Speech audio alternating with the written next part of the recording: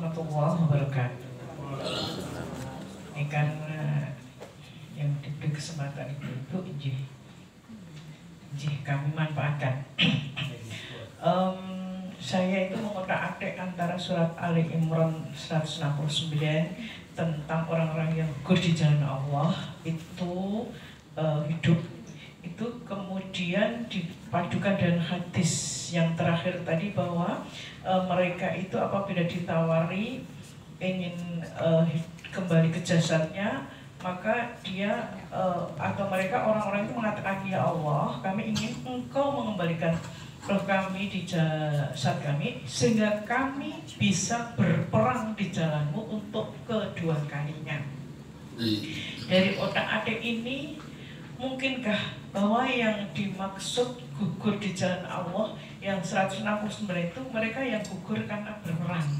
Karena otak-atik ini katanya habis itu penjelas Quran, ataukah mungkin mana yang lain? Matur nuwun. Wassalamualaikum warahmatullahi wabarakatuh.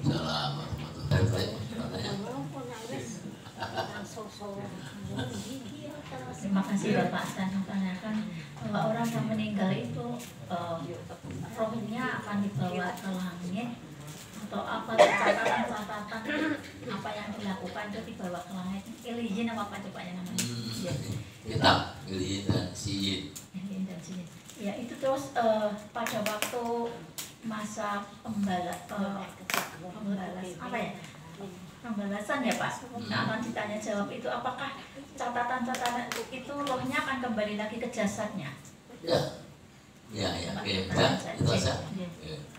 Ruh tadi itu roh yang dimaksud tadi bahwa dia ingin bersiap berperang, ya.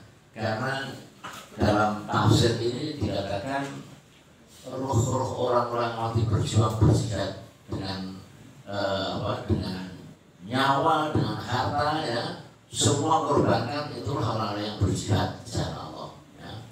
Jadi kalau kita jihad sekarang ini, kita jihad kalau ada perang, ya jihad kita melawan kemungkaran, melawan kezaliman, melawan kemaksiatan, melawan kekafiran, ya, melawan kemunafikan, semua kita lawan, semua kemiskinan, keterbelakangan itu kita lawan, ya.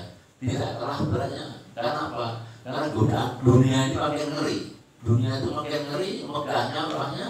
Kalau kita nggak kuat, maka kita akan batal. Kita berjihad. Kita mencoba ilmu seperti itu, berjihad luar biasa beratnya. Ya. Kalau nggak punya niat yang betul, boleh udah-udahan. Betul nggak?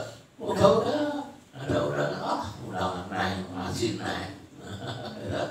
Udah itu.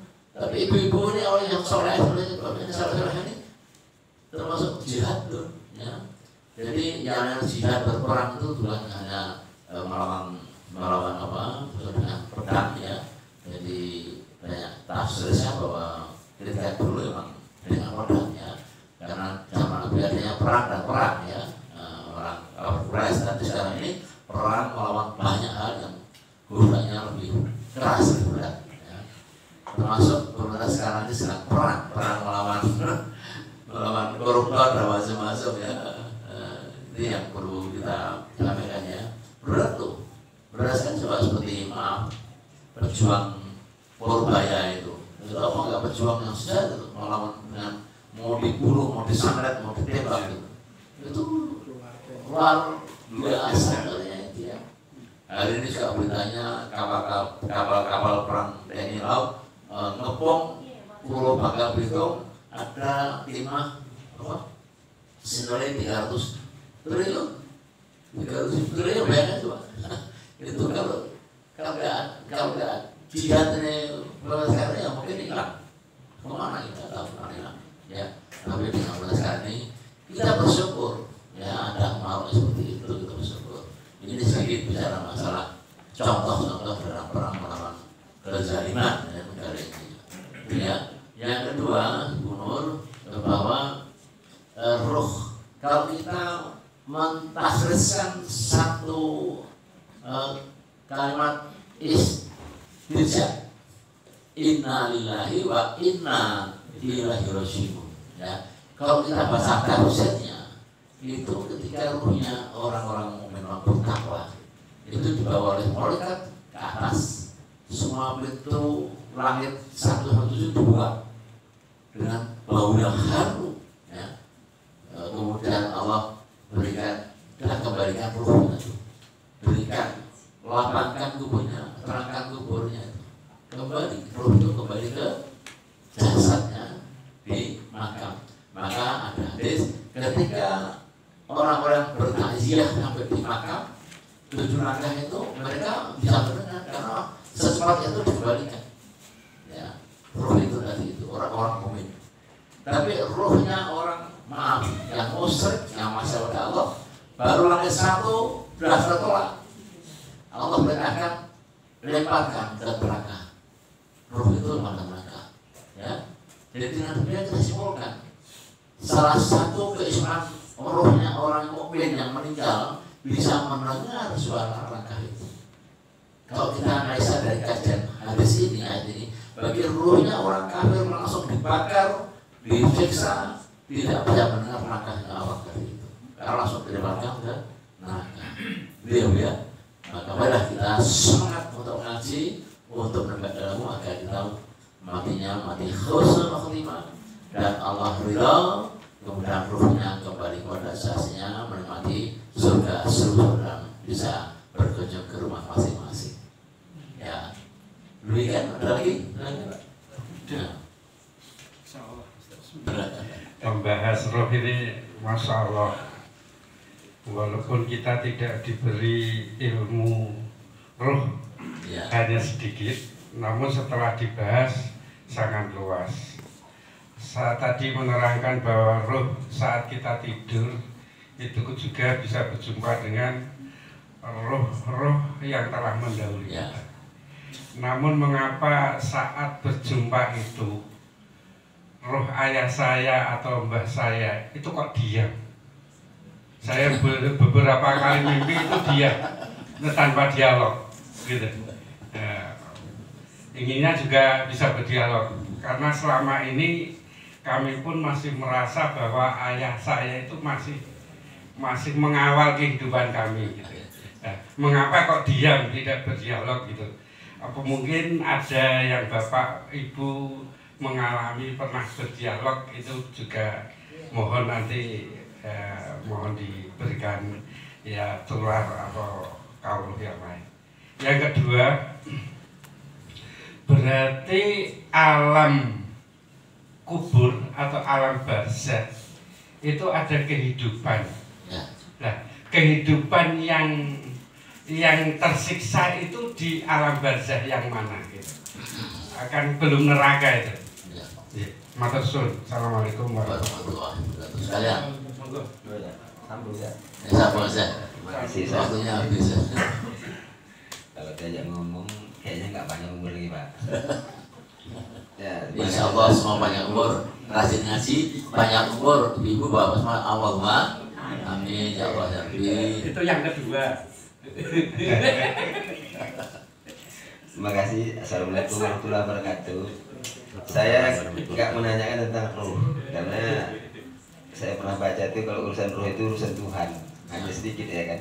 Yang saya tanyakan ini Ustaz tentang ayat Umayyatillah wa Rasul. Jadi ujung ayat ini kita lihat wasuna ika rafiqah. Jadi kalau siapa saja yang mentaati Allah dan Rasulnya sesuai dengan terjemahan ini, mereka itulah orang-orang yang dikumpulkan bersama ini yang dianugerahkan nikmat atas mereka. Jadi orang-orang yang mendapat petunjuk itu orang-orang yang mentaati Allah dan Rasulnya, mereka dianugerahkan nikmat sesuai dengan yang kita minta setiap hari waktu sholat menurut saya kan. Jadi di sini para nabi, para sahabat nabi, sedikit ya orang yang mati syahid dan orang-orang yang soleh Ustaz. Orang-orang yang soleh. Jadi kalau menurut ayat ini kan dibatasi nih orang-orang yang dianugerahkan nikmat itu. Yang terakhirnya pertama nabi pasti itu. Nabi, sahabatnya, udah itu orang yang berjuang, udah itu orang yang mati syahid, setelah itu orang soleh. Nah, kalau menurut ayat ini kan dibatasi nih cuma orang soleh. Nah kita ini udah soleh belum gitu. Nah kita mungkin bikin solid tapi belum solid. Itu Ustaz, saya apa aku masuk orang solid nggak ya gitu Ustaz. Jadi sementara sini kan dibatasi. Terima kasih Ustaz. Assalamualaikum. Cukup ya, dua dulu ya. Jadi Pak Ustaz sama Taibun bahwa mimpi itu ibarat dalam tafsir hadisnya dikatakan bahwa orang yang ketemu rohnya itu hanya bisa melihat, bisa bertemu, tapi jarang untuk bisa bercakap-cakap. Seolah-olah kita tuh roh itu melihat akuarium, ada ikannya di situ, tapi ikan itu manusia, kita yang masih hidup ini. Roh itu ada di luar, jadi nggak bisa ada barrier yang menutupi alam kita dalam roh tadi itu, jadi nggak bisa bercakap-cakap. Karena media untuk bercakap kan roh itu nggak ada. Sesuatu yang bisa bercakap, roh itu nampak di jasadnya baru bisa bercakap. Tapi ada juga mungkin yang bercakap roh itu. Nah, kalau itu berarti ada satu misteri. Misteri apakah itu ruhnya betul menempel pada orang yang mati, orang saudara kita, atau itu jin? Bisa di jin, ya. Jadi kalau dalam tafsirnya memang nggak bisa bercakap-cakap. Ya, ketika menunjukkan rohnya orang tua kita yang soleh-soleh itu datang, mereka bisa melihat kita seperti di akuarium tadi, tapi nggak bisa ngomong-ngomong. Ya, nggak bisa ngomong. Gitu ya. Kemudian siksaan di alam barzah itu hanya untuk orang kufur, orang yang memang maksiat pada Allah, yang tidak taat pada, di sini ya, taat pada Nabi, Rasul Allah dan Nabi ya, bisa tadi ada saya gitu. Jadi itu adalah siksa, yang ngasih saksi itu. Tapi kalau orang yang beriman, tadi itu ruhnya warna hijau, bersarang di burung-burung hijau di surga, ya. Bahkan aku diberikan kenikmatan mau terbang kemanapun boleh. Kemanapun itu kalau kita saksikan bisa ke dunia ini. Nah, gitu kan? Maka terus jawabnya ini, apakah kita itu sudah soleh? Ukuran soleh gimana? Ukuran soleh kalau dohir dapatnya kita sudah menjalankan rukun iman dan rukun Islam dengan baik dan benar. Baik belum tentu benar, kalau benar pasti baik. Ya, kita rukun iman, rukun Islam benar betul nggak kita? Sholatnya, wudhunya, zakat, infak, sedekahnya.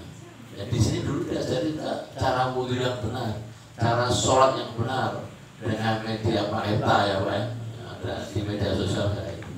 Ya, itu kira kita ngasih ini kan sudah ada niat yang tulus untuk ngasih ilmu Allah. Perkara kurang-kurang dikit Allah maklumi karena niat kita adalah untuk innama a'malu bil khawatir. Biniat khawatir kalau sudah sepuh ini bil khawatir.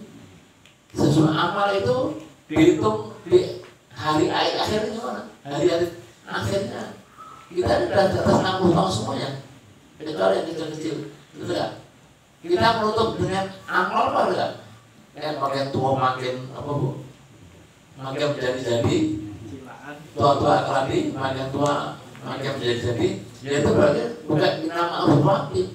Ada yang menganggap ahli surga dari muda, tapi masuk neraka karena ini nama al-Fatih tadi itu salah. Dia terbelenggu dengan maksiat, dengan judi, dengan macam-macam. Satu hal yang saya tersincir, maka kita sampai jangan tersincir. Ya, kita ngaji tiap Senin, nanti Sabtu di Sukoma. Saya di mana-mana ngasih itu dalam rangka menjaga agar iman kita ini jangan sampai tergelincir sedikit pun.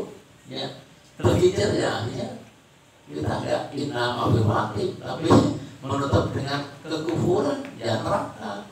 Tapi ada orang yang sejak muda tuh mengamalkan amalan yang neraka, tapi inama mati menutup dengan amal surga lah dia. Ada yang tanya, ya Ustaz, selama kejahatan dari muda itu apa gak dihisap? Ya dihisap. Ya, ketika dia jahat ya mesti dihisap semua. Tapi Allah punya hak berkati-kati, gitu, bisa masuk ke surga juga. Ya banyak caranya. Kalau kita baca di kitab Duratun Nasihin, itu ada wanita pelacur yang masuk surga gara-gara ngasih minum apa tuh anjing, betul nggak? Ada kisahnya seorang laki yang berjihad kemudian berbuat jahat sehingga membunuh 100 orang. Itu sudah ada di situ, masih ada di situ. Dan masuk-masuk banyak sekali kisahnya di kitab tersebut. Mungkin ini perlu ada bahasa donasi. Saya ada di rumah di kampus ada itu. Kisah sama. Oke, barangkali itu. Oh terakhir. Kalau roh gentayangan itu nggak ada Pak ya? Oh nggak ada. Itu udah nggak mungkin. Itu jin. Pasti jin. Karena roh yang orang kafir itu udah dikerangkeng, dibakar. Nggak bakal keluar dia. Roh yang baik yang punya gentayangan, ya. Roh baik akan berbuat baik juga. Itu jin. Ya, assalamualaikum warahmatullahi wabarakatuh. Bagaimana membedakan untuk mimpi itu dari Allah atau mimpi itu karena faktor psikologi atau mimpi itu dari jin, Prof? Soalnya karena banyak yang terjadi murtad hanya karena mimpi, terus kemudian buang sial hanya karena mimpi, banyak efek yang timbul karena merasa keyakinan pertemuan dengan orang yang sudah meninggal jadi syirik atau kurafat atau TBC ini. Terima kasih. Assalamualaikum warahmatullahi wabarakatuh. Bismillahirrahmanirrahim. Ma asbaka min hasanati min Allah. Semua yang baik apa itu lahir batin datang dari Allah. Lama asbaka min sayati babi nafsi datang dari diri sendiri. Semua buruk yang jelek datang dari diri kita sendiri.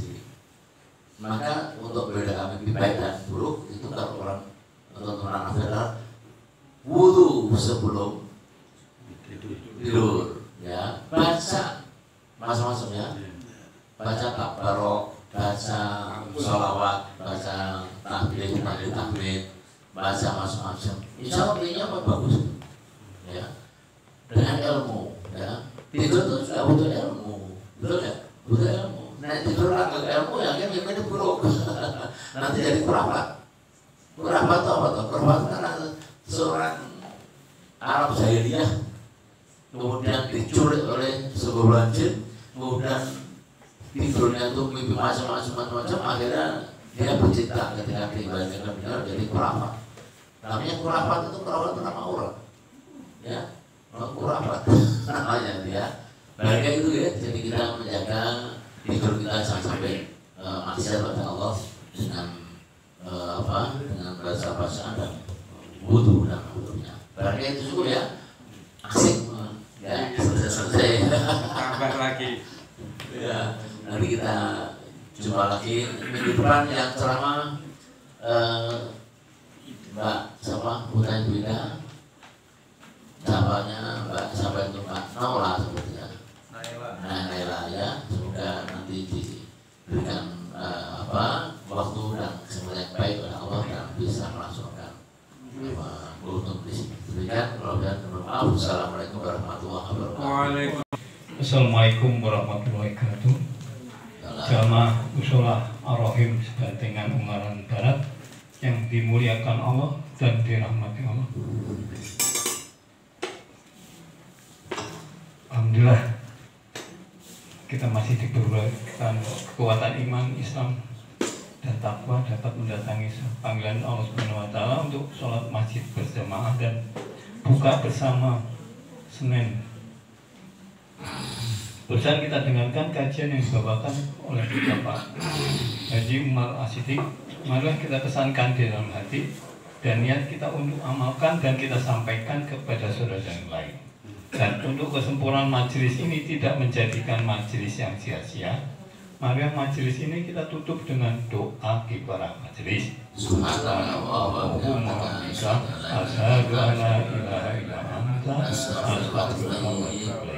Assalamualaikum warahmatullahi wabarakatuh.